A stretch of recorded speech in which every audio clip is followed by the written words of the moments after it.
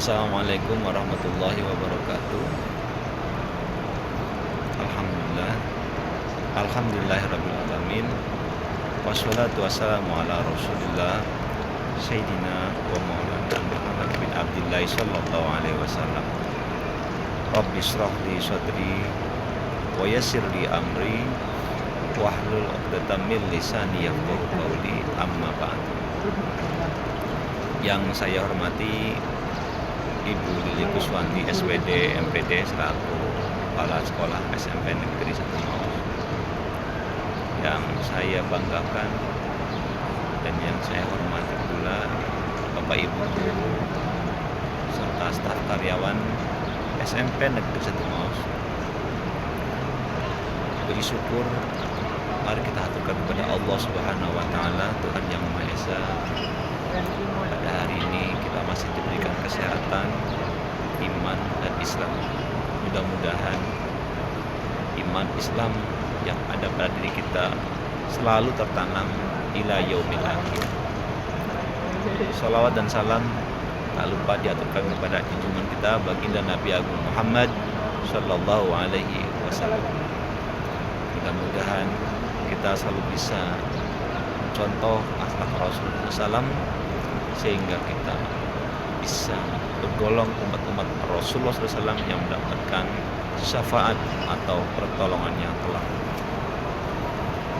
Bapak Ibu yang dirahmati oleh Allah Subhanahu wa taala.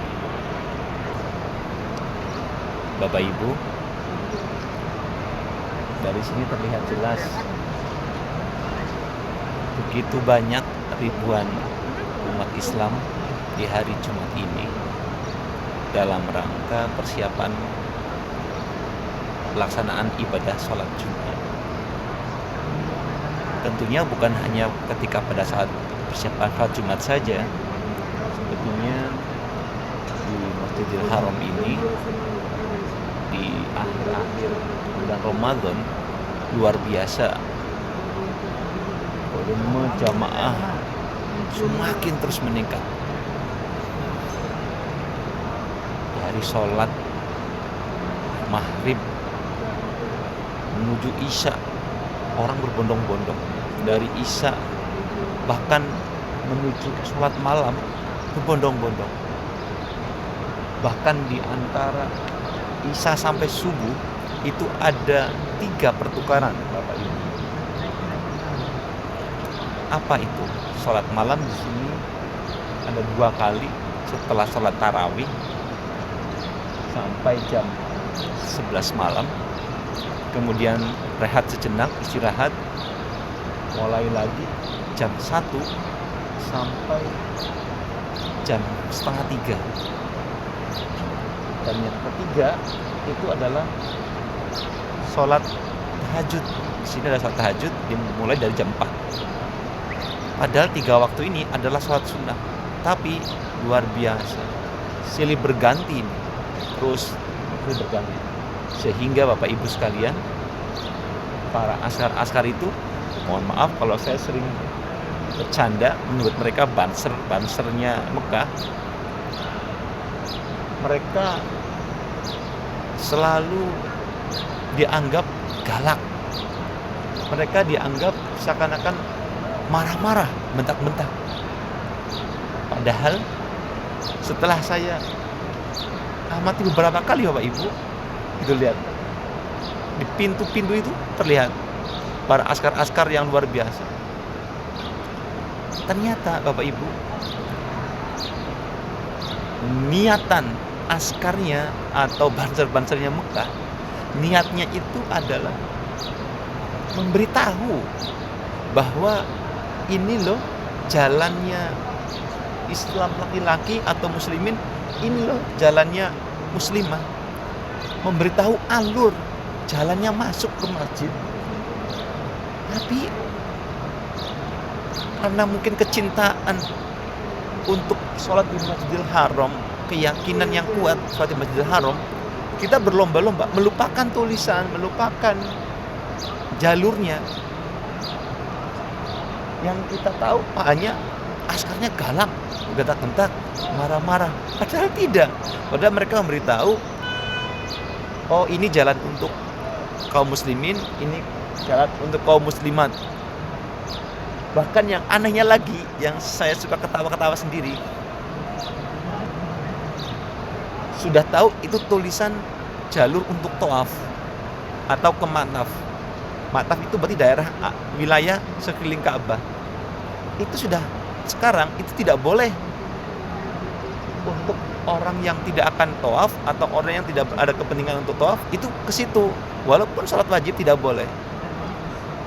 Tetapi kita itu kepengin masuk ke situ, yang akhirnya membuat marah para askar atau pada-padanya Mekah. Itu Bapak Ibu. Jadi askar punya niat membenarkan hal-hal yang keliru. Kita punya niat ingin ibadah dekat Ka'bah yang khusyuk. Masih ingat Bapak Ibu sekalian dengan hadis innama a'malu binniyat. Sesungguhnya ketekatan dalam beramal tergantung dari niat kita. Bagaimana niat kita awalnya. Ada sebuah kisah Bapak Ibu sekalian. Kisah ini mungkin kita sering mendengar. Dari niat melangkah ibadah menjadi sempurna. Dengan niat yang benar, kita akan menuju ke jalan yang sempurna. Terkait dengan niat Bapak Ibu sekalian, saya teringat sebuah kisah. Ada dua orang yang memiliki ketekatan niat yang luar biasa padanya. Orang yang pertama, beliau ahli ibadah. Dan orang yang kedua, ini orang yang ahli maksiat. Kebetulan dua orang ini tinggalnya berada di tempat yang satu naungan, atau cuma yang satu yang ahli ibadah berada di lantai atas, di tingkat atas, dan orang yang sering maksiat berada di lantai tingkat bawah. Si orang yang ahli ibadah ini Bapak Ibu, dia ingin merasakan kayak apa ya kehidupan orang yang ahli maksiat. Terdengar kalau saya sering pulang di lantai bawah terdengar musik yang begitu indah. Mereka seakan-akan lupa dengan ibadah. Si ahli ibadah bilang begitu dalam hatinya. Sehingga dia pengen merasakan kayak apa sih kalau jadi ahli maksiat. Apa hidupnya enak banget ya. Kemudian suatu ketika si ahli maksiat itu dia bermain ke lantai atas. Hening, tenang. Si ahli maksiat ini berpikir Bapak Ibu sekalian, kayak apa rasanya ya ini si ahli ibadah kok terlihat tenang, tidak ada suara, kayak gak ada masalah. Itu perasaan si ahli maksiat. Akhirnya suatu ketika si ahli ibadah habis pulang dengan ibadahnya dari masjid, dia hendak naik ke atas, dan si ahli maksiat itu karena seringnya bermain merasakan keheningan di lantai atas, dia turun. Ketemulah di tangga. Di tangga dia ngobrol. Assalamualaikum, tanya dari ahli ibadah. Bolehkah aku ini tinggal di tempatmu? Aku ingin merasakan kenyamanan hidupmu. Si ahli maksiat kaget. Si ahli ibadah bilang begitu. Dan si ahli maksiat pun dengan senang hati karena dia merasa doanya terkabul. Karena dia ingin merasakan kehidupan kayak apa sih ahli ibadah. Padahal dia adalah di lantai atas. Jawaban ahli maksiat, betul, saya juga mau. Bagaimana kalau kita bertukar? Si ahli maksiat merasa doanya terkabul. Karena apa? Karena dia pengen merasakan hidupannya orang ibadah seperti apa. Akhirnya si ahli maksiat ke bawah, siap-siap bawa pakaian, perlengkapan yang lain. dan si ahli ibadah naik ke atas membawa perlengkapan yang lain.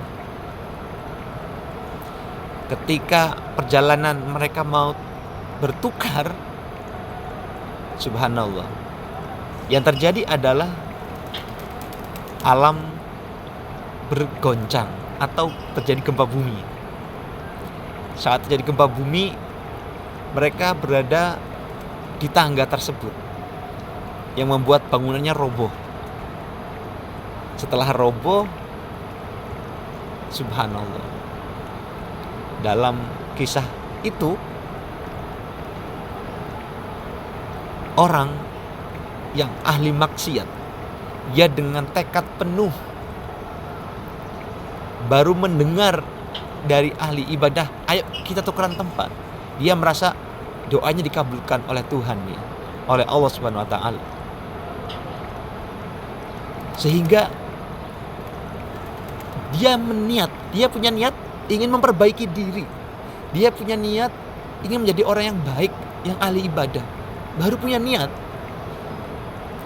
Tapi Bapak Ibu sekalian, yang ahli ibadah, celakalah dia.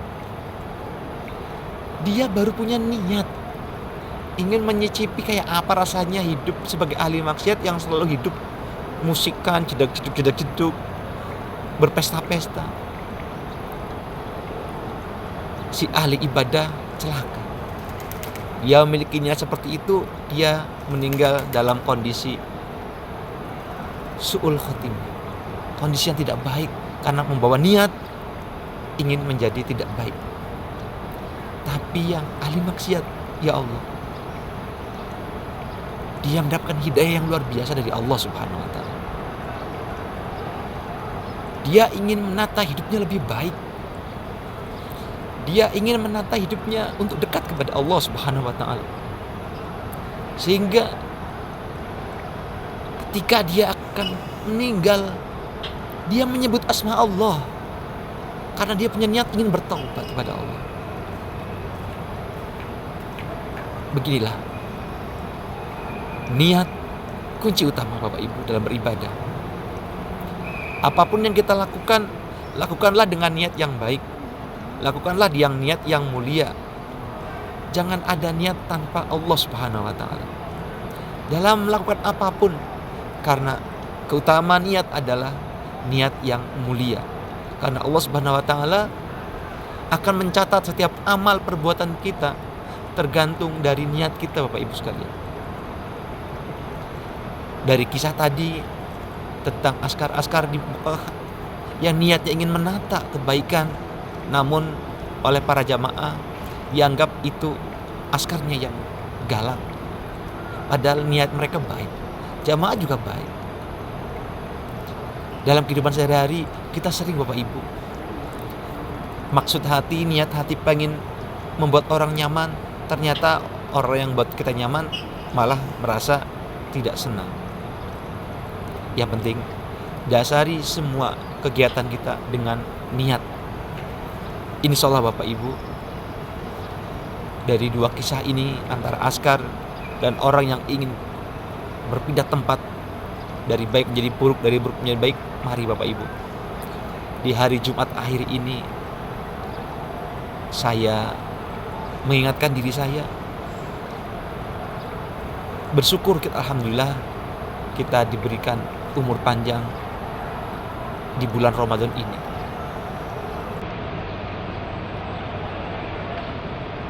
Bapak Ibu sekalian,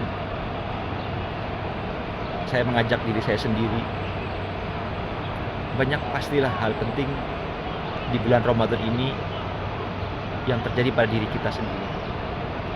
Oleh karena itu Bapak Ibu, mari kita niatkan ibadah kita, amal kita, kebaikan kita, mulut, pikiran, lisan, tangan, kaki, dan seluruhnya Bapak Ibu, kita niatkan mulai sekarang.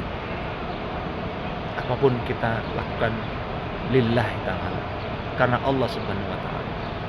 Sehingga ketika kita apapun lillahi ta'ala, kita tidak mengharapkan penilaian baik buruk dari manusia, tapi dari Allah Subhanahu wa ta'ala. Kita para pendidik yang bertugas di SMP Negeri Situmaus, mari Bapak Ibu, kita niati, kita nawa itu yang pertama, ketika kita akan meninggalkan rumah, niat pertama adalah kita niat ibadah kepada Allah Subhanahu wa taala. Sehingga setiap langkah kita dijadikan ibadah oleh Allah Subhanahu wa taala.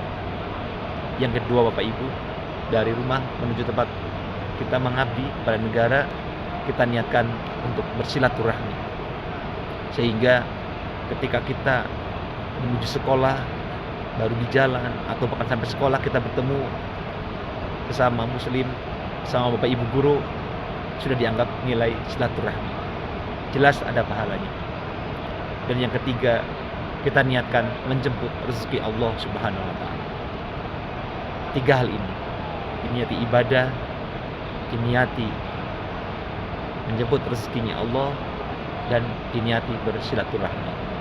Insya Allah Bapak Ibu, dengan niat diawali dari bulan suci Ramadan ini, nanti Ramadan usai, di hari-hari yang lain, di hari bukan Ramadan, 3 niat ini kita lakukan, insya Allah keberkahan ini akan terasa sekali dalam kehidupan kita. Ketika kita keluar rumah akan mengabdi pada negara, ibadah, bersilaturahmi, dan menjemput rezeki dari Allah Subhanahu wa taala. Niat perbaiki dengan 3 hal tadi, maka dari kehidupan kita sehari-hari dalam mengabdi pada negara akan terasa sekali beda hati. Demikian dari Al-Fakir, saya Abdul Kafi dari kota yang luar biasa indahnya, undur diri, dan apabila dalam ucapan kata banyak yang tidak berkenan, saya mohon maaf yang sebesar-besarnya. Kami di sini selalu mendoakan kita, keluarga besar SMP Negeri 1 Maus, bisa hadir di Masjidil Haram dengan keimanan, dengan niat di sekarang melangkah dengan mendaftar. Insya Allah sebelum Ramadan akhir, Bapak Ibu niatkan seperti itu, bisa hadir di Masjidil Haram, temukan hal-hal yang luar biasa di Masjidil Haram, di Masjid Nabawi yang luar biasa. Kenikmatannya adalah kenikmatan hati, terasa dekat dengan Allah Subhanahu wa taala, terasa bersanding dengan Nabi Muhammad SAW. Alafu minkum. Wassalamualaikum warahmatullahi wabarakatuh. محمد نبينا بنور هدينا من مكة حبيبي نور سطاع المدينة من صلى صلاته وتحلى بصفاته يا بخت اللي في لو ماشي يشفع له في ماما